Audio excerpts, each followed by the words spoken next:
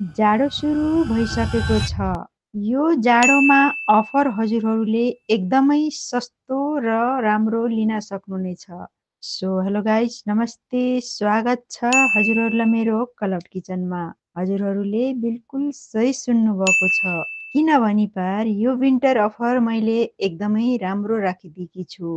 दुईटा चिकन थुक्पा किन्दाखेरि एउटा चिकन थुक्पा सित्तैमा। त्यो पनि फेरि अर्को अफर सुन्नुहोस् है त। त्यो के होला भन्दाखेरि दुईवटा चिकन बिरयानी किन्दाखेरि एउटा चिकन बिरयानी मुफ्तमा।